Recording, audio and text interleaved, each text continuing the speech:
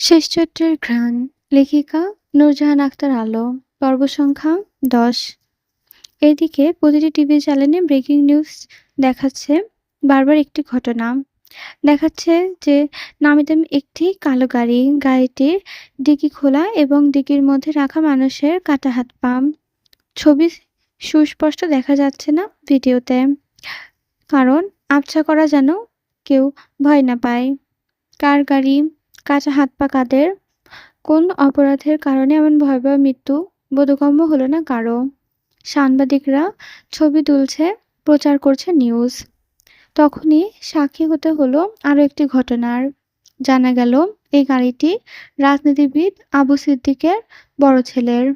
সে বাইরের দেশে থাকলেও দিন দিন হলো সে দেশে এসেছে। পেশায় রাগবি প্লেয়ার। বাবার মতো রাজনীতির ধারের কাছেও নেই সে। শান্ত ও ধীর স্বভাবের। নাম কায়েস সিদ্দিক। বয়স ২৬-এর কাছাকাছি। কিছুক্ষণ আগে কায়েসের গাড়ি দেখলেও এখন কায়েসকে গ্রেপ্তার করে নিয়ে যাওয়া দেখাচ্ছে। আবু সিদ্দিক সেই মুহূর্তের একটি বারে গলায় লাল পানি ঢালছিলেন। ওনার মন মেজাজ ছিল অত্যন্ত ফুরফুরে। দলীয় অন্য সদস্যরাও ছিলেন আমোদ ফুর্তিতে। ঠিক সেই মুহূর্তে কনকনের মাধ্যমে ছেলের বিপদের কথা পৌঁছে গেল সিদ্দিকের কানে। ছেলের গাড়িতে নাকি কাটা কাটা হাত পাও পাওয়া গিয়েছে। সেসবের হিসাব মোট ৫ জনের হবে। সিদ্দিক মাথায় হাত দিয়ে বসে পড়লেন। নেশার ঘোরে পা জোড়া হুড়কে গেলেও দ্রুত ধরে ফেলল কনক। ফোন কলে পুনরায় খোঁজ নিয়ে জানালো ঘটনা সত্য। এসবের মানে কি? ছেলের কাজ করতেই পারে না, অসম্ভব। কেউ না করলেও উনি খুব ভালো করেই জানেন রক্তে ফোবিয়া আছে তার। রক্ত টক্ত দেখতে পারে না। এর আগে রক্ত দেখে বহুবার প্যানিক অ্যাটাক হয়ে হাসপাতালে অনেকবার ছিল সে। চিকিৎসা চলমান। এমনকি ছেলের কারণে বাসায় মুরগি কবুতরও জবাই হয় না। অথচ কার এত বড় স্পর্ধা হলো যে ছেলেকে এভাবে ফাঁসালো? কিসের রাগ তুলল? সে যেই হোক, তাকে ছেড়ে দেওয়া যাবে না। বরং এর পেছনে কারা আছে সেটাও বের করতে হবে।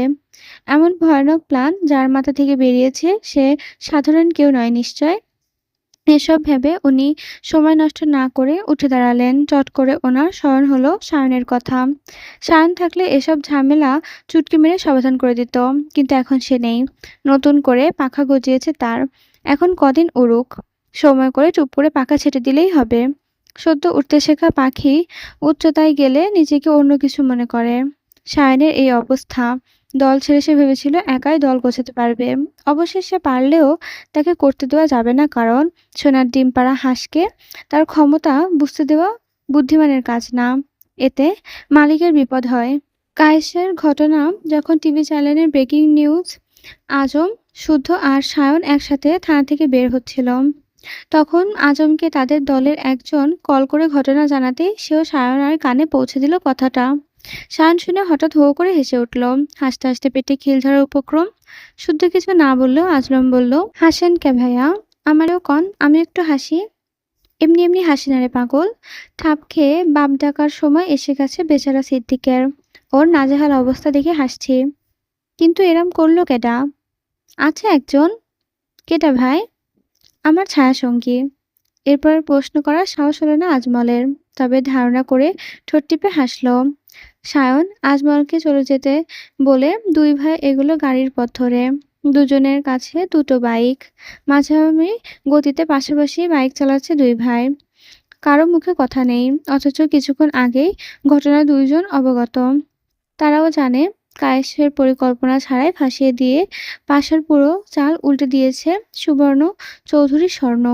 এই স্বর্ণ মাঝে মাঝে এমন সব কাজ করায় যে সায়ন হেসে পারে না। এটাও যে রাগের বহিঃপ্রকাশ খুব করে জানে সে। আর তার একটা কাজেই খেয়াল মোড় চূড়ান্ত সীমানায় উল্টিয়ে দেয়।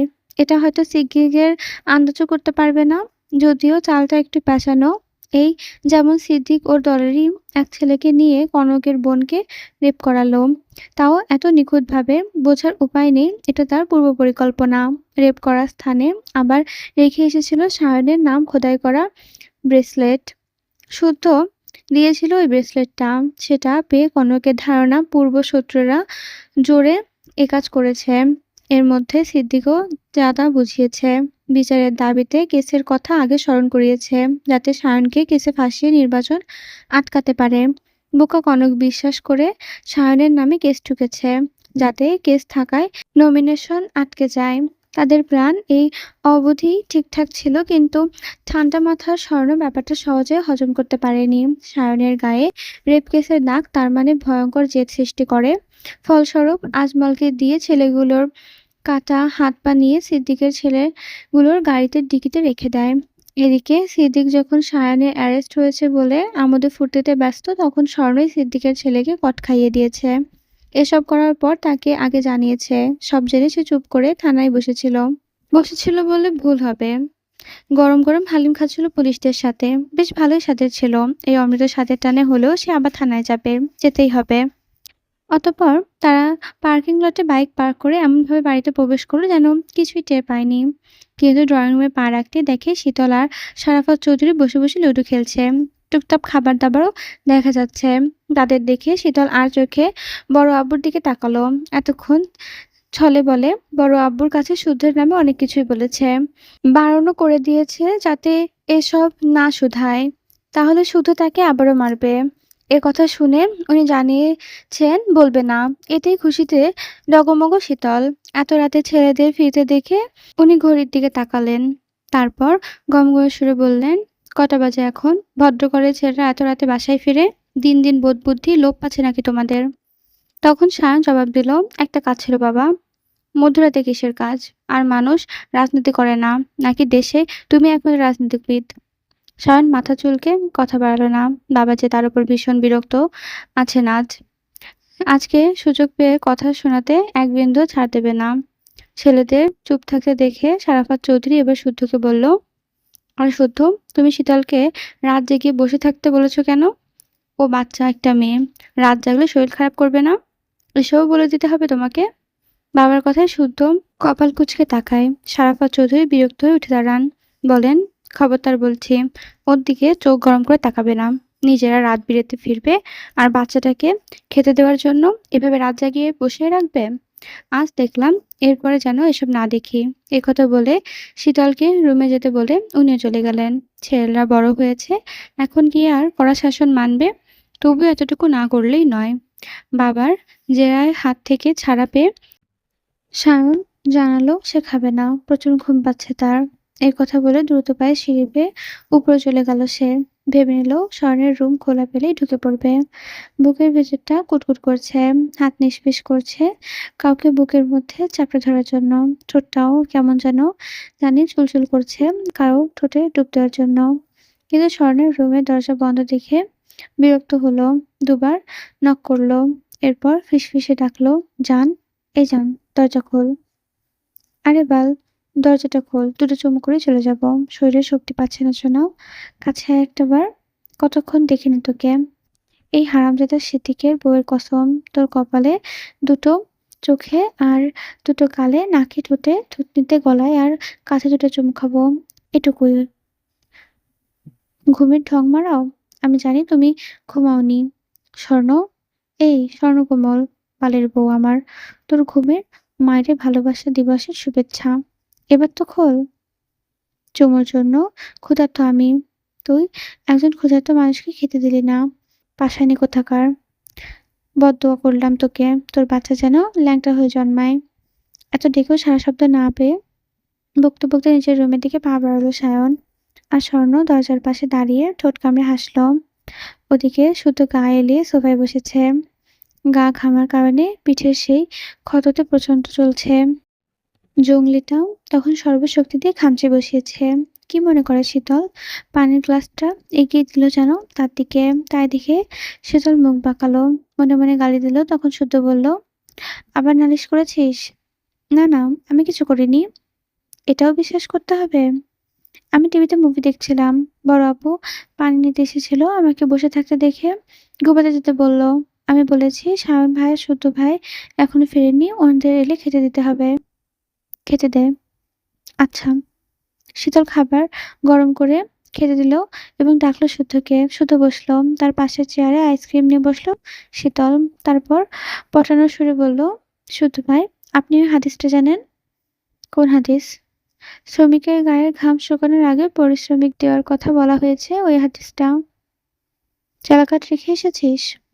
সেই কখন? যা ঘুমাতে যা। যাবো তো, আমার পারিশ্রমিক দেন। আমরা মুসলিম ঘরের ছেলে-মেয়ে। আমাদের উচিত অক্ষরে, অক্ষরে হাদিস পালন করা, তাই না? হুম, হুম। তা তো অবশ্যই। আমার কাছে টাকা নেই। রুমে যেতে হবে। এতক্ষণ বসেছিলাম, একটু বাড়িয়ে দেন। জানি তো শ্রমিকদের খুশি করলে আল্লাহও খুশি হন। ও নিয়ে ভাবিস না। তোকে খুশির চূড়ান্ত লেভেলে অব্দি উঠিয়ে নিয়ে আনবো আমি। দায়িত্ব আমার। বলছিলাম যে দেশে ফিরলেন আমাদের জন্য কিছু-মিছু আনেননি? না মানে প্রতিবারই তো আনেন। তার মানে আবার আমার ট্রলি হাতিয়েছিস তুই? মানে একটু হাতিয়েছিলাম। ওই চকলেট-টকলেট পেলাম না তো। এই কথা শুনে শুদ্ধ ঘাড় ঘুরে তাকালো। এত মারে বকে, তাও শুধরানো নয় এই মেয়ে। এই কি কখনো বড় হবে না? বুদ্ধিশুদ্ধি হবে না? জবাবের অপেক্ষায় তাকিয়ে থাকলো সে।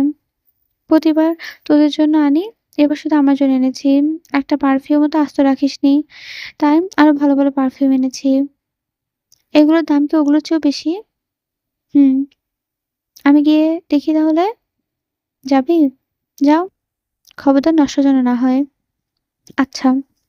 এই কথা বলে শীতল খুশিতে গদগদ হয়ে দৌড়ে চলে গেল। শুদ্ধ ধীরে সুস্থে খেয়ে রান্নাঘরের সব রেখে রুমের দিকে এগোলো। পাখি খাঁচায় ঢুকে পড়েছে। বাড়তি তাড়া নেই যদিও। এখন পাখিকে একটু শিক্ষা দেওয়া যাক। মনে মনে এসব ভেবে রুমে গিয়ে দেখে শীতল ট্রলি নিয়ে বিছানার মাঝখানে বসেছে। দুটো ট্রলি থাকায় প্রথম যেটা খুলেছে সেটা শুদ্ধ কাপড় চোপড়ে ভর্তি। সেখানে কিছু না পেয়ে কাপড় চোপড় এলোমেলো করে ছড়িয়ে ছিটিয়ে রেখেছে। আরেকটা খুলে পারফিউমের মোড়ক খুলে রেখেছে। পুরো রুম পারফিউমের গন্ধে মোমো করছে। শুদ্ধ আপাতত কিছু বলল না। রুমের দরজা লক করে স্টাডি টেবিলের উপর বসল। খাতা ও কলম নিয়ে কি সব খসখস করে লিখল। তারপর ঝরঝরে করে হাতে সেই খাতাগুলো পূর্ণ করতে বলল। শীতলের হাতে ধরিয়ে দিল। তারপর বলল, এখানে ১৫টা ব্যাকটেরিয়া ও কোন ব্যাকটেরিয়া কোন রোগ হয় সেটা লেখা আছে। এগুলো মুখস্থ করে লিখে এরপর রুম থেকে বের হবি। শীতল অবাক। এই মধ্যরাতে কোন দুঃখের ব্যাকটেরিয়ার নাম মুখস্থ করতে যাবে সে? নিজের পড়া ধরে ছুঁয়ে দেখে না অথচ।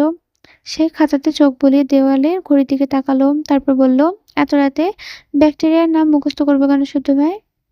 কোন ব্যাকটেরিয়া কোন রোগের কারণে হয়, কোন ওষুধে কোন রোগের এবং কোন মেডিসিন তৈরি করতে কতটুকু খাটুনি লাগে, এসবও তো জানা দরকার, তাই না? তাছাড়া মেডিসিন ট্রায়াল দিতে ইঁদুরের ভোগা, না মানে বামে ইনজেকশন মারি কেন, এর পেছনেও কাহিনীও তো জানতে পারবি। শীতল মুখ লটকে তাকিয়ে রইল। মধ্যরাতে এসব অত্যাচার সহ্য হয়? সে খাতাতে চোখ বুলিয়ে নিল। এত বড় বড় ইংরেজি বানান উচ্চারণ করবে কিভাবে সে? পড়তে গিয়ে দাঁতগুলো না ঝরঝর করে পড়ে যায়। সে খাতা থেকে নজর সরিয়ে বিছানা থেকে নামতে নামতে বলল, অনেক রাত হয়ে গিয়েছে।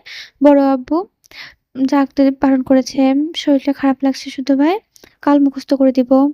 একথা বলে দরজার কাছে গিয়ে দরজা লক করা দেখতে পায় সে। পাস ইন করলে দেখাচ্ছে রং পাসওয়ার্ড। সে বিস্ফোরিত দৃষ্টিতে পেছনে ঘুরে দেখে শুধু নেই। ওয়াশরুম থেকে পানি পড়ার শব্দ আসছে।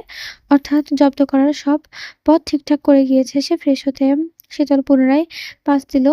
না, তাও হলো না, বরং শুদ্ধের ফোনে অ্যালার্ট নোটিফিকেশন আসতে শুরু করলো। শীতল কাঁদো কাঁদো হয়ে পুনরায় বিছানায় বসলো। এবার কি হবে? ২০ মিনিট পর শুদ্ধ মাথা মুছতে মুছতে বেরিয়ে এলো। কালো ট্রাউজার আর সাদা টি-শার্ট। তাতে মলিন মুখে দাঁড়িয়ে রইল শুদ্ধের পানে। শুধু শুধালো, মুখস্থ বল দেখি। শুদ্ধ ভাই, আর কখনো আপনার অবাধ্য হব না। টাকাও লাগবে না, যেতে দিন প্লিজ। এই কথা শুনে শুদ্ধ এগিয়ে গেল, তার মুখোমুখি দাঁড়ালো। ঠান্ডা হাতে শীতলের কপাল স্পর্শ করে তাপমাত্রা দেখে বলল, জ্বর নেই তো? তাহলে ভুল বকছিস কেন? সত্যি বলছি। এই সত্যি কতবার বলেছিস আমাকে? বুঝতে শেখার পর থেকেই তো বলছি। তাও ধরেন ১০০০ বার বলেছি। রেখেছিস কথা? না। তাহলে এবারও যে রাখতে পারবি না, তুই এটা মুখস্থ করতে আমাকে জামাকাপড়গুলো গুছিয়ে দিবি। পারফিউমের জান-প্রাণটা তো সব খেয়ে নিয়েছিস। এবার নিজ দায়িত্বে নতুন পারফিউম গুলোকে সাজাবি। আর চালাকাঠ কই? খাটের নিচে। শুধু সেটা বের করে দেখে লাল মেহগনি গাছের শক্তপোক্ত চালাকাঠ। বিড়াল মারার কথা শুনে মোটাসোটা এনেছে। সে চালাকাঠটা ঘুরিয়ে ঘুরিয়ে দেখতে দেখতে বলে, কাজে হাত দেওয়ার আগে চালাকাঠটা ঝটপট সালাম করে নে। আর করব না বললাম তো। একথা বলেই শীতল ভ্যাবা করে কেঁদে দিল। না মাটি কেটে, কেটে একাকার অবস্থা করল সে। তখন শুদ্ধ বলল, "সন্ধ্যায় খামচি মেরেছিলি কেন? জানে ভয় নেই? এবারও মনে হয়নি? ফল কি হবে?" শীতল এবার বুঝল তখন রাগ তোলার জন্য তাকে ভুলভাল বুঝিয়ে এখানে এনেছে। সে ভেজা চোখে পিটপিট করে তাকালো। বুঝল কিছু না বললে মার হজম করতে হবে। পরদিন কিছু কাজে সেরেই অসময়ে বাড়ি ফিরে আসলো সায়ন। শরণ বাড়ি ফিরতেই স্বর্ণকে খেতে বসতে দেখল। তার পরীক্ষা চলছে বিধায় পড়ার চাপ বেশি। পড়তে, পড়তে কখন ঘুমায়, কখন খেতে বসে তার ঠিক নেই। তাকে খেতে দেখে সায়নও বসল। ছেলেকে বসে দেখে সিতারা খাবার বেড়ে দিল। সায়ন খেয়ে রুমের দিকে যেতে, যেতে স্বর্ণের দিকে তাকালো। এই তাকানোর মানে স্বর্ণ বোঝে, যার অর্থ জলদি রুমে আয়। স্বর্ণ বিরক্তিতে মুখ কুঁচকালো। তার মুখ দেখে সায়ন বুঝল স্বর্ণ আসবে না। তাই মাঝ-সিঁড়িতে দাঁড়িয়ে গম্ভীর স্বরে বলল, "পেইন কিলার থাকলে রুমে দিয়ে যা। মাথা ব্যথা করছে, মাথা ব্যথায় মরে যাচ্ছি। দেরি করলে থাপড়ে গাল লাল করে দেব।" ছেলের কথা শুনে সিতারা চৌধুরী খেঁক করে উঠলেন। বললেন, "এটা কেমন ব্যবহার সায়ন? ছোট বোনের সাথে কেউ এভাবে কথা বলে? তো কিভাবে বলে?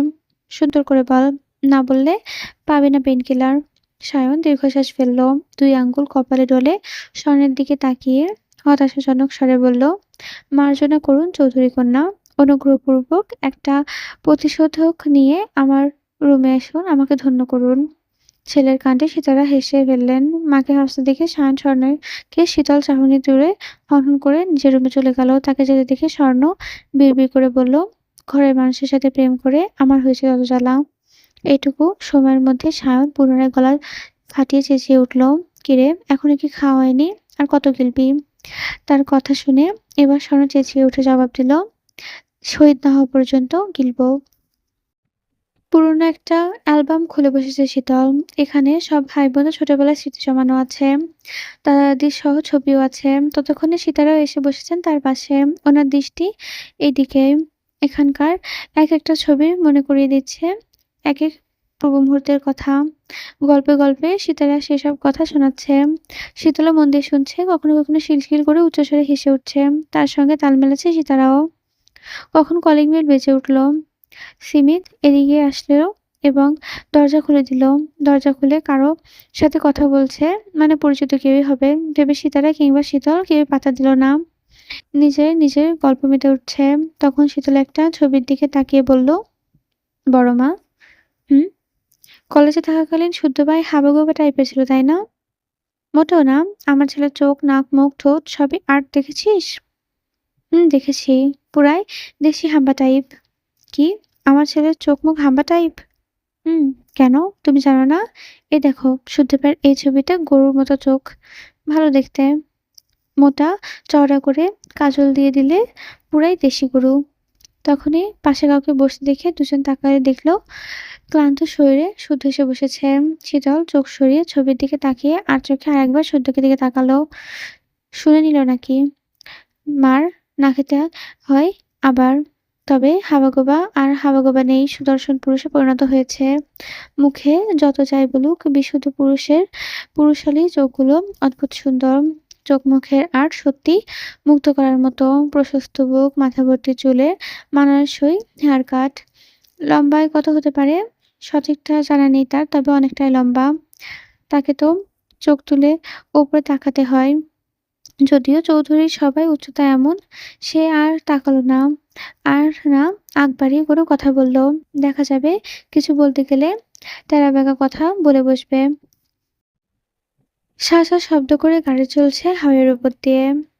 শীতলরা ভাই-বোনরা মিলে ঘুরতে যাচ্ছে অজানা উদ্দেশ্যে। কখনো একযোগে গান গাইছে, কখনো হৈ হৈ করছে, কখনো পেছনের গাড়ি টেক্কা দিয়ে একযোগে হেসে লুটোপুটি খাচ্ছে। একই মধ্য পুরনো ঘটনা স্মরণ করে একে অপরকে পচাচ্ছে, গাল ফোলাচ্ছে, খুনসুটি মারামারি করছে। প্রায় অনেকদিন পর ভাই-বোনদের আবদারে শুদ্ধ সায়ন বোনদের নিয়ে ঘুরতে বের হয়েছে।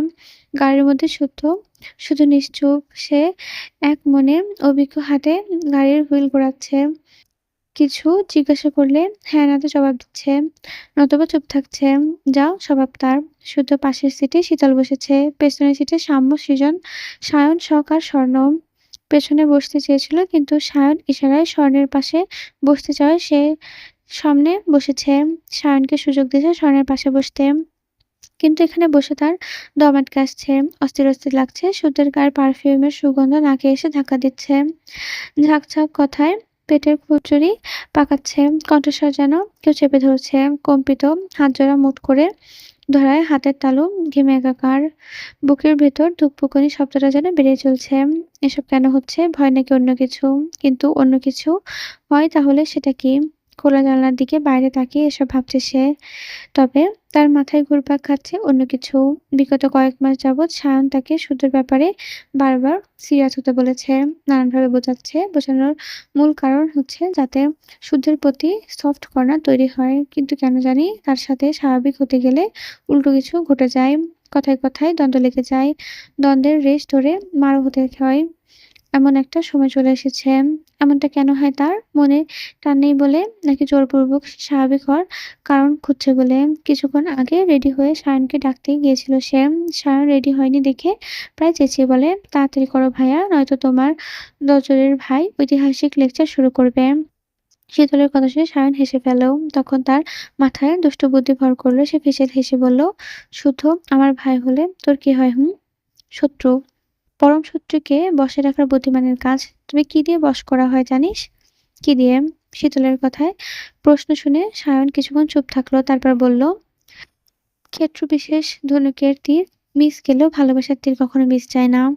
ট্রাই করে দেখতে পারিস। আর শুধু বিশেষ গুণ কি জানিস? সে একান্ত কারো জন্য মরতে রাজি, কিন্তু ছাড়তে রাজি নয়। খুব মারে। জান দিয়ে ভালোবাসতেও জানে। মিথ্যা কথা। তার মন নেই। সে পাষাণ পুরুষ। ওই পাষাণ পুরুষের মন জয় করতে পারলে এক পৃথিবী সমান সুখ তোর পায়ের কাছে এনে দেবে। সে আমাকে ভালোবাসবে না ভাইয়া। বাধ্য করবি। বাধ্য করে ভালোবাসা হয়? হয় না। তবে ভালোবাসা দিয়ে ভালোবাসা আদায় করা যায়। যদি না পারি, আমি আছি তোর পাশে। পথ খুব কঠিন, প্রাপ্তি কিন্তু অমূল্য।" এসব বলে সায়ন তার মনের অশান্তি বাড়িয়ে দিয়েছে। ধুর, ভালো লাগে না এসব। আর কিভাবে শুদ্ধকে বাধ্য করবে সম্পর্কে জড়াতে? শুদ্ধটাই বা করবে কি করে? মানুষটা যে পরিমাণের রাগী, যদি থাপ্পড় মেরে বসে। থাপ্পড় না পড়লেও চালাকাঠি দিয়ে আত্মরা ঠিকই বানাবে। অতঃপর জিজ্ঞাসাও করতে পারে, "আমার সাথে প্রেম করবি? শখ মিটেছে প্রেম করার? না পিটলেও বল, যত্ন করে বাকি হাড়গুড্ডিগুলো ভেঙে দিই, প্রেমের ভূত মাথা থেকে নামাই দিই।" মনে, মনে এসব ভেবে একবার সুধের দিকে তাকাতে চোখাচোখি হলো। নিমিষে সে মিষ্টি করে হাসল। কিন্তু হাসির বিনিময়ে সূর্য নজর সরিয়ে সামনের দিকে দৃষ্টি নিবদ্ধ করল। অশান্ত ব্যঙ্গাচিত্ত হঠাৎ শান্ত হয়ে গেল। বসে থাকা এখন খুঁজছিল সূর্যকে। এছাড়া সে খুব ভালো করে জানে শীতলের দস্যিপনা মানে সে সব স্বাভাবিক। আর চুপচাপ থাকা মানেই বুঝতে হবে কোনো ও জট পাকাচ্ছে তার ভেতরে। সে আবার তাকালো। এবার চোখাচোখি হলো। শীতল পূর্বের মতো করে হাসল। তা দেখে শুধু ভ্রুজোগা কুঁচকে নিল। সন্দেহের প্রবল হলো। একে এখন বকবক করাতে হবে নতুবা রাগাতে হবে। না হলে পেট থেকে কথা বের করা যাবে না। আর কথা না বের করলে জানা যাবে না মনে, মনে কি ঘুট পাকাচ্ছে। এছাড়া কদিন ধরে খেয়াল করেছে সায়নের সাথে গোপন মিটিং চলে শীতলের। সায়ন কিসব বলে আর সে মুখ বোঁতা করে শোনে। বলা বাহুল্য চৌধুরী বাড়ির ছেলে মেয়েদের মধ্যে সবকিছু ও বিচ্ছু হচ্ছে শীতল আর সায়ন। এদের পেটে পেটে প্রচুর শয়তানি বুদ্ধি। দুই বিচ্ছু একসাথে গুজুগুজ করে মানেই বড় কোনো কেলেঙ্কারির পূর্বাভাস। তখন সাম্যল বলল, "আইসক্রিম খাবে।" তাকে দেখে বাকিরাও জানালো তারাও খাবে। অগত্যা এক সাইডে গাড়ি দাঁড় করিয়ে শুদ্ধ নামলো গাড়ি থেকে। রাস্তা পার হয়ে ওপরে চলে গেল আইসক্রিম আনতে। শীতলের প্রচুর অস্থির লাগছে। কিছু কথা মনের ভেতর টগবগ করে ফুটছে। কি মনে করে গাড়ি থেকে নামলো সে? তাকে দেখে সামনে নামলো। শীতলের চিন্তিত মুখ দেখে মুখ টিপে হাসলো। তারপর ফিসফিস করে বলল, "নার্ভাস?" "হুম, আজ মনের কথা বলতেই হবে।" "আমি পারব না ভাইয়া। তাছাড়া পৃথিবীতে কি ছেলের অভাব বলো?" "পৃথিবীতে ছেলের অভাব না। তবে তবে একজন নিঃস্বার্থ জীবনসঙ্গী পাওয়া খুব কঠিন। শুধু তোর জন্য বেস্ট অপশন।" "ভাইয়া বাদ দাও না প্লিজ। তোর ভালোর জন্যই বলছি বোন। শখ আর তুই কেউ আমার কাছে কম না। দুজনেই আমার জান বাচ্চা। আমি যা করছি বুঝে শুনে করছি। বাইরের পৃথিবী সম্পর্কে তোর ধারণা নেই। তুই ভাবতেও পারবি না এই পৃথিবীর ভালোবাসা নামে কত কি করছে প্রতিনিয়ত। একটা মেয়ের জন্য একজন ছায়াসঙ্গী কতটা জরুরি। তিক্ত কথা কি জানিস? একটা মেয়ে যদি লয়াল জীবনসঙ্গী পায় তবে সে এই কালে একটা জান্নাতের সুখ পায়। আর যদি জীবনসঙ্গী অমানুষ হয় তাহলে দুনিয়াতে নরক যন্ত্রণা অনুভব করে। তুমি যেমন আমার ভায়া, তেমন শুদ্ধ ভায়াও তো শুদ্ধর আসন বদলে ফেল। আমি শুধু তোর ভাইয়া, শুদ্ধ নয়। তুমি এরকম কেন করছো ভাইয়া? কেন বুঝতে পারছো না আমি ভয় পাচ্ছি। খুব ভয় লাগছে আমার। বাড়িতে জানাজানি হলে আব্বু মেরেই ফেলবে আমাকে। তুই শুধু শুদ্ধকে কাবু কর। বাকি সবই সামলে নেব আমি। আমি যেমন তোর বোনের সমস্যার ঢাল হয়ে দাঁড়াই, তেমনি তোর রক্ষা কবচ হবে শুদ্ধ। আমার কথাটা শোন বোন। আমার আল্লাহ কসম করে বলছি, এসবের পেছনে আমার কোনো স্বার্থ নাই। আমি শুধু চাই তোরা ভালো থাক। শুদ্ধ ভাই কেন? আর কেউ নয় কেন? কারণ আমার মতে ওর মতো লয়াল ছেলে তোর জন্য খুঁজে পাবো না। এতদিন তোকে যথাসাধ্য বোঝালাম। কে, কি, কেন, কিভাবে এক কথার প্রশ্নের উত্তর বারবার দিয়েছি। এবার যা করার তোকেই করতে হবে। এখন যদি মনে হয় তুই পারবি না তাহলে আমিও আর কিছু বলব না। শুদ্ধ আসলে আপাতত টপিক চেঞ্জ কর। শীতল মাটির দিকে তাকালো। ভীষণ কান্না পাচ্ছে তার। হঠাৎ করে সব জটিল হয়ে যাচ্ছে। যাকে নিয়ে সবকিছু ভাবেনি, ঠিক তাকে ভালোবাসতে হবে কিভাবে? স্বপ্ন সাজাবে কিভাবে? যাকে ভাই বলে ডেকেছে তাকে কিভাবে? সায়ন শীতলের মাথায় হাত বোলায়। মনের কথা বুঝতে পারে। কারণ সে বেঁচে থাকতে শীতলকে অন্য কারো সাথে সম্পর্ক জড়াতে দেবে না। আর না অন্য কারো বউ হতে দেবে। শখকে আটকাতে পারবে না কারণ সে তার আপন বোন। আপন রক্ত, তাকে রাখার অজুহাত নেই। তবে শীতলকে চোখের সামনে রাখবে। কারণ চাচাতো বোনের বিয়ে করা জায়েজ। শীতল মেয়ে হয়ে জন্মেছে যখন, বিয়ে তো দিতেই হবে। তাহলে শুদ্ধের সাথে নয় কেন? সেই পাত্র শুদ্ধ নয় কেন? যদি সে বেঁচে থাকে তবে শীতলই হবে শুদ্ধের সহধর্মিণী। সে তাদের বিয়ে দেবে, নিজের প্রধান সাক্ষী হবে এবং একদিন দেখিয়ে দেবে এই টম জেরি হবে বেস্ট জুটি, বেস্ট কাপল।